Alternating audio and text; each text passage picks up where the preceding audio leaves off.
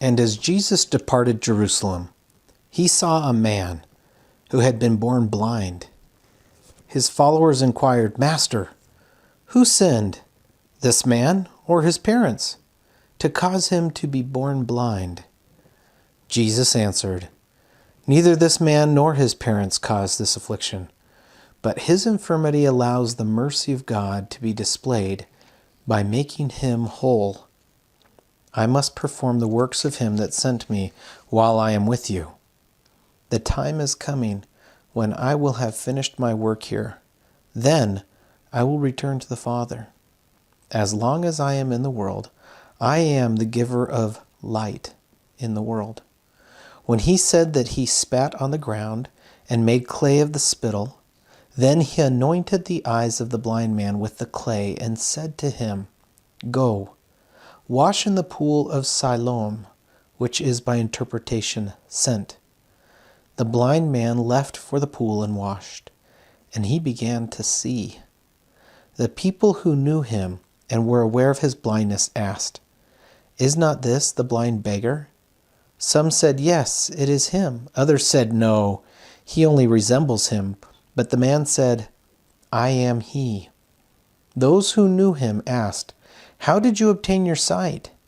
He answered and said, "A man named Jesus made clay and anointed my eyes and said to me, 'Go to the pool of the sent one and wash.'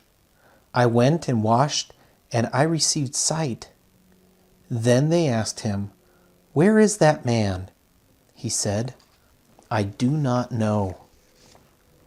And they brought the formerly blind man to the Sanhedrin, because once again Jesus healed the blind man on the Sabbath day. The leaders again asked the man the same question, "How were you healed of blindness?" He answered them, "There was a man who put clay on my eyes, and I washed, and was no longer blind." Some of the Sanhedrin declared, "That man cannot be of God because he breaks the commandment to never work on the Sabbath." But others said, "How can a sinful man do such miracles?" And there was a disagreement among them. They then asked the blind man again, "Do you think the man who healed you was a sinner?" He responded, "He is a prophet." But the leaders avoided settling the argument by deciding everything was a lie. Therefore the man had never been blind and did not have his sight restored. Then the parents of the blind man were asked, "Is this your son who claimed to have been born blind? How then does he now see?" His parents answered, "We know that this is our son and that he was born blind. But how he now has vision, we do not know, nor do we know who cured his blindness. He is old enough to speak for himself, so ask him. He should speak for himself."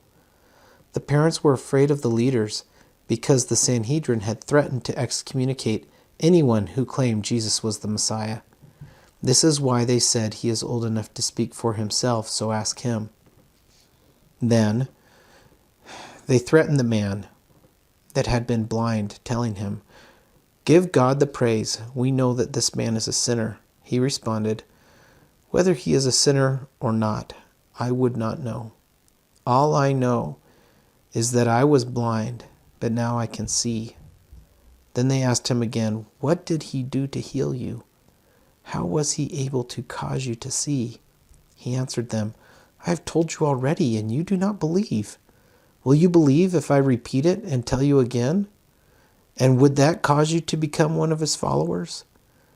Then they reviled him and said, "You are his follower, but we follow Moses. We know that God spoke to Moses. As for this man, we do not know where he comes from." The man answered and said to them, "Why, this is indeed a marvelous thing, that you do not know anything about this man, yet he has cured my blindness. But you teach that God does not listen to sinners, but if a man is obedient to God, then God will answer his prayers. Since the world began, no man has restored eyesight to anyone born blind other than a prophet of God. If this man was not sent by God, he could not have performed a miracle." The leaders reviled him by declaring, "You were altogether born in sin, and are you attempting to teach us, who are not sinful?" And they cast him out. Jesus heard he had been cast out, and when he found him, he said to him, "Do you believe on the Son of God?" He replied, "Who is he, Lord, that I might believe on him?" And Jesus said to him, "You have both seen him and spoken with him, and I am he." And the man said, "Lord, I believe." And he knelt down and worshipped him. Jesus said, "I am here in the world to prove who is righteous and who is not. Those who have been blinded by falsehoods, I can teach them to see. For those claiming they see clearly, I will leave them in their blindness." And some of the leaders who were nearby overheard him say this and asked him, "Are we blind also?" Jesus said to them, "If you were blind, you would not have sinned. But because you claim we see, therefore your sins remain. In the name of Father Aman, I tell you, if you do not enter by the doorway into the protective sheepfold, but climb in some other way, then you are only a thief and a robber. But when you enter at the door and the shepherd lets you in, then you belong. The shepherd guards the entry, and his sheep respond to his voice. He calls his sheep by name and leads them up. He leads his sheep by example and asks them to follow in his path. And they follow because they trust his words. His sheep will not follow another, but will flee from a stranger. They do not recognize the stranger's voice. Jesus told this parable to them, but they could not understand what he meant by the parable. Then Jesus spoke to them again. In the name of Father Aman, I tell you, I am the door of the sheepfold.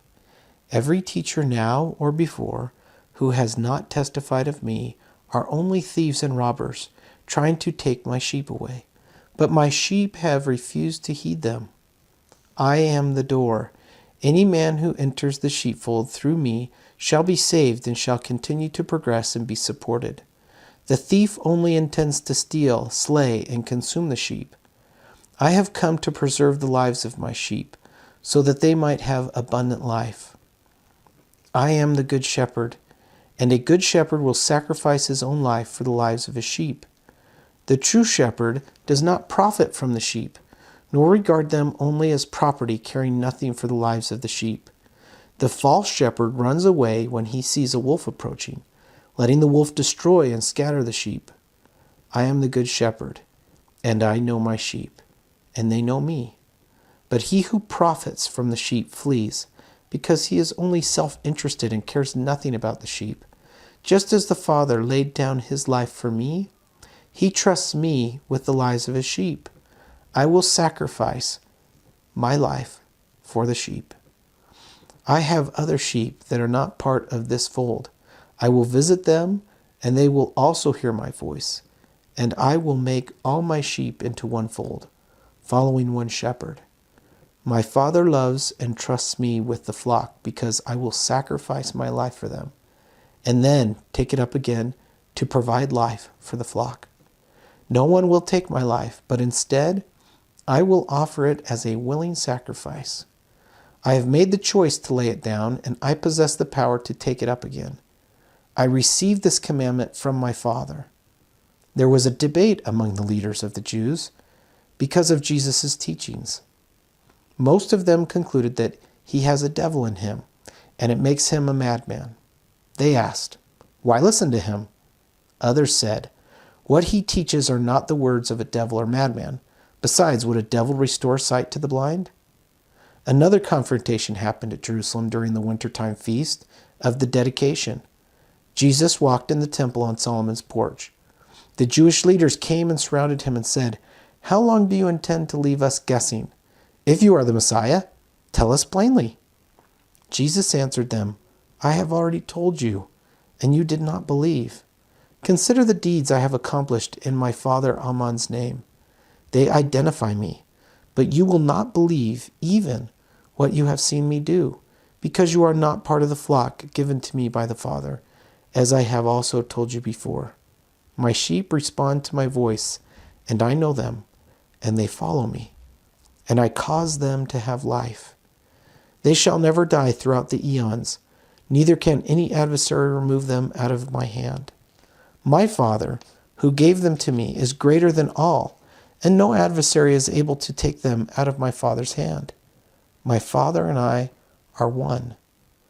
Then the leaders of the Jews picked up stones again to execute him.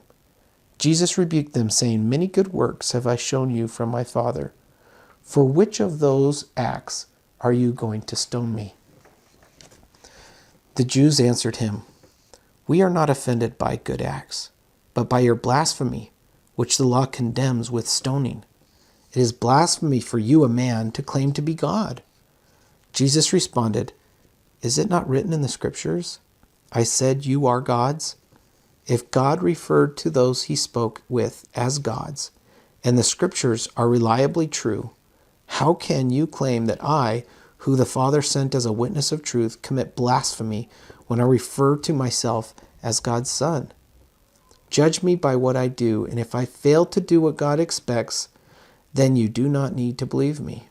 But if I do what God tells me to do, even if you reject my words, consider my actions. They will convince you that God is within me, and I am within the Father." Whereupon they attempted again to detain him. But he escaped their hand and went away again beyond Jordan to the place where John first baptized. And he remained there. Many visited with him there. The visitors heard him teach and remarked, "John did no miracle, but everything that John said about this man is true." Many were converted during the time he stayed there.